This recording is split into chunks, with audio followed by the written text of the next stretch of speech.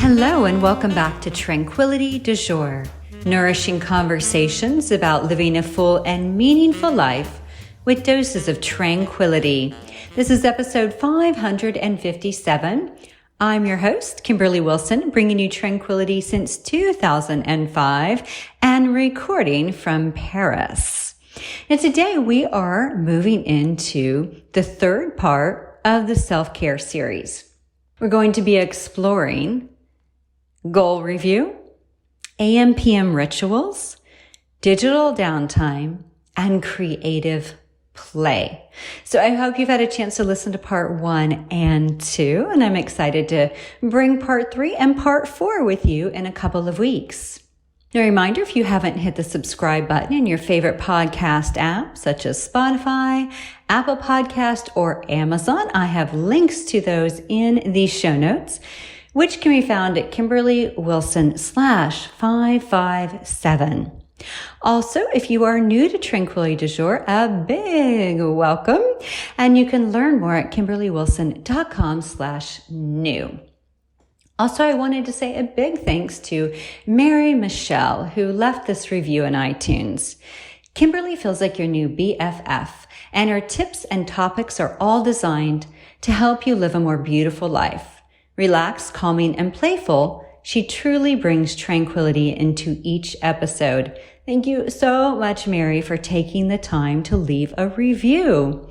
And if any of you lovely listeners have a moment, you can find out exactly how to do that at KimberlyWilson.com/podcast. Also, a heads up that the last TDJ Live of the year is happening on September 19th, which is a Sunday, 8 p.m. Eastern Time. There's a link in the show notes to join. It's a free event. Also, our fall virtual retreat is right around the corner. Also, a link to that. And to be on the waitlist for the TDJ Passholder Collective, which basically gives you access to everything I have going on in 2022. So more details on all of this in the show notes. Also, I wanted to give an update. So you may recall 2 weeks ago, I mentioned that Belle Star had gone into the hospital that morning. And I want to say a big thank you to the listener who reached out to me, sending good thoughts, letting me know that she was. That meant so much to me because unfortunately we lost her later that afternoon. And to say I have not yet recovered would be an understatement. It's funny, I am in Paris, as I mentioned, and I booked this trip back in May, and I felt like it would be really good for the soul. Quite healing was the hope. And to say that it's been a hard 2 weeks again would be a massive understatement. So I just want to say a big shout out and a thank you to the listener who reached out, letting me know she was sending good thoughts, because they are all appreciated. And we all know the love of a fur baby. And we had her 5 years and 1 month. Never enough, of course. And she was a puppy mill mama rescued in Oklahoma. Her litters were no longer productive. Her last litter wasn't viable. And so the owner, I guess you call them that, handed her over to the Oklahoma Pug Rescue, homeward bound. And that's actually where we've gotten Mookie, who we've had 6 years, and Gizmo, who we've had 4 years. So anyway, I followed Belle on Instagram for like a year. I became kind of obsessed. She was with the same fosters who had had Mookie, and she was terrified of people, even for the first few weeks. Like, she wouldn't come out of her cage. And so it was wonderful to watch her transformation under their care. And then during our time with her, again, it took her a little bit to come out of her shell. Then she was obsessed with Tim, always his shadow, never left his side. If he got up to go to the bathroom, she panicked, looking around, where is he? She traveled a lot. We actually brought her to Paris twice. So from puppy mill to Paris. So it's just a really sweet story. So anyway, just please, continue to send good thoughts if you would, because it's definitely going to be a long healing journey for us in the Wilson Mooney household. Now, without further ado, I want to chat about these 4 self-care pieces. Especially with everything going on in the world right now, I think we need and can use self-care more than ever. Definitely know that to be the case in the grieving process and frankly in the living process. So the first one I want to mention is goal review. Okay, and so it's the Jewish New Year, right? So it's a wonderful time to think of beginning again, starting anew, hitting that refresh or that reset button, and really tuning in to what's going on for you right now. What were your New Year's dreams, et cetera, et cetera. All right, so I write in your Tranquility, take a peek at the dreams and goals on your wish list regularly. Like while I was here over the weekend, I actually wrote out my September goals. So we want to review them regularly to stay in connection with the bigger picture, right? So every month I pin my month's dreams, and at the end of the month I review them. I'll have a little checkbox next to each of them. I go through and I check them off. And they typically range from anything like release 2 podcasts, or take 10 ballet classes, or write a blog post about X. And if possible, I really recommend reading over your month's dreams each day. And this helps to make sure that our daily decisions stay in alignment with the direction of our bigger dreams. Plus, it's rewarding to watch and acknowledge our progress. All right, the second one is AMPM rituals. All right, so we all know the beauty of setting up some structure, particularly after everything we've been through over the past, 17 months now. It's really, really important to have some structure, some bookends to our days. So morning and evening rituals, they help reduce decision fatigue, which is real. It's like when you just cannot make a decision because you're so overwhelmed, say at the grocery store, in the cereal aisle, even the granola section. You're like, oh, I have to read all the content on the back, how much protein, how much sugar, et cetera, et cetera. Okay, that is overwhelming. And so what we want to do is set up rituals so we don't really have to think about, like we always just buy the same granola. We always have a capsule wardrobe, right? We have these things to pull from. Morning and evening rituals also help us stay grounded and ensure that most important things get done. So these practices become, as I mentioned earlier, bookends to the day. So think of greeting your day with a yoga sun salutation, a cup of tea, writing time, or a brisk walk. So starting with an intentional, tranquil tone, make sure those things that are important to you actually get woven into your day, just like brushing your teeth or taking your multivitamin. It's, okay, I'm going to sit down and write for 5 minutes. I'm going to do 10 sun salutations. I'm going to practice my releves. Whatever it is, it's like what feels like a good start. And then, of course, end your day with reflection. Shut down technology, soak in the tub, review tomorrow's agenda, or just read in bed for 30 minutes before lights are out.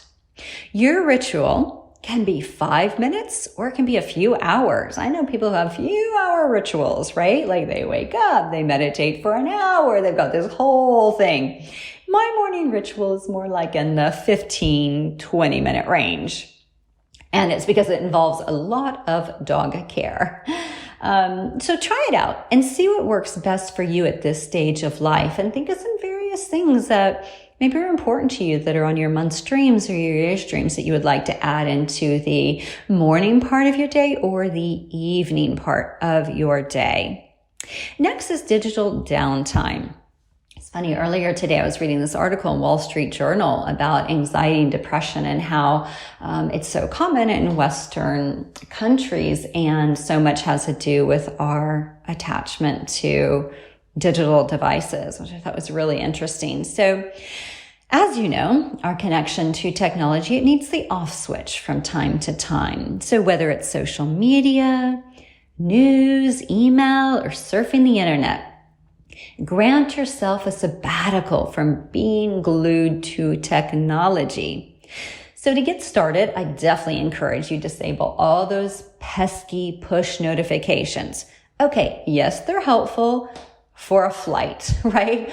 Or yes, they're helpful for things that are like really, really important, but not that somebody has liked your Instagram photo. Absolutely not. I don't even like getting notified if somebody sent me a Facebook message. I mean, I don't want to know all that. When I go to Facebook or I go to Instagram, I'll see that, right? So if you can remove, especially letting you a new email has come through, oh my goodness, no. Please disable those. Also, switch to airplane mode from time to time. I've been doing that a lot while I'm here in Paris. Buy an alarm clock versus using your phone, because what happens, I know from experience, when I have the phone plugged in next to my bed, because maybe I was reading on my Kindle, which is on my iPhone before bed, maybe it's one of those things. So I'm like, I'll just plug it in here. And if I use, which I rarely use the phone for an alarm because I rarely use alarms, but if I do, what am I going to do? I'm going to pick it up. I'm going to hit snooze or disable, and then I'm going to scroll, right? And we don't want to start our days like that. That is so not good for the nervous system. Also, maybe putting away your devices while you're having meals or conversations with others.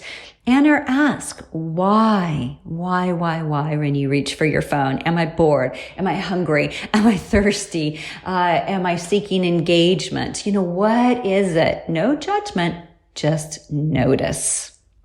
And last but not least is creative play. So those practices that you have a tendency to dabble in, things like art journaling, hand lettering, a new form of dance or movement. So creating provides a sense of completion and pride for bringing something new into the world. It kind of stretches those creative muscles, right, that can atrophy without a lot of regular attention.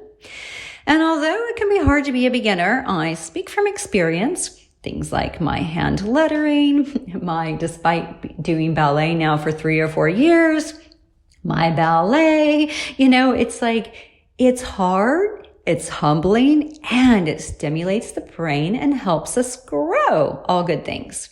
So ask yourself, what are you curious about? What are you interested in learning? Maybe you want to learn a new language, or you want to learn again a new modality of movement. All right. Well, can you add 5 minutes or 10 minutes of that into your morning or evening routine to begin practicing with it?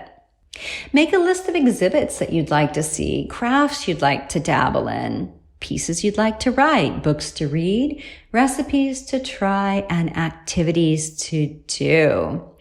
Creative play, making it a daily habit, can be so helpful.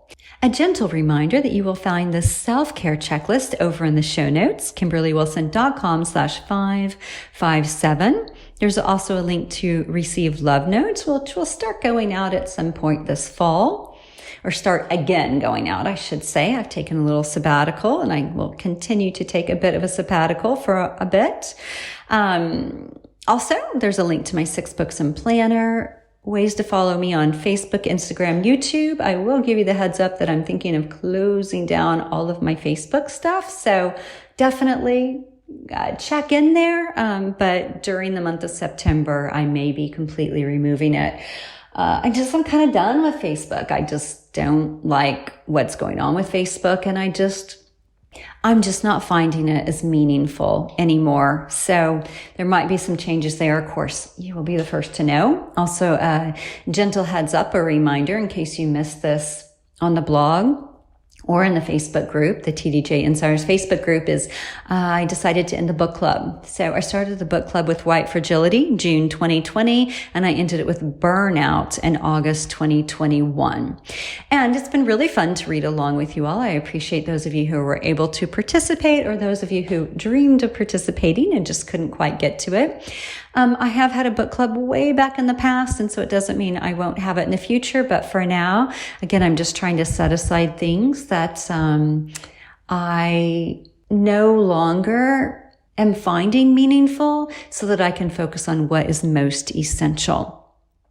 Last but not least, if you have a moment to share a review of this podcast on Apple Podcast, Amazon, Goodreads, etc., I would be so grateful. And again, a big thank you to Mary for the very generous and kind review on iTunes. I guess it's not called iTunes anymore, Apple Podcast. Anyway, so check in on my Instagram stories. I've been sharing a lot there. I'll be back to Instagram posting at some point this fall.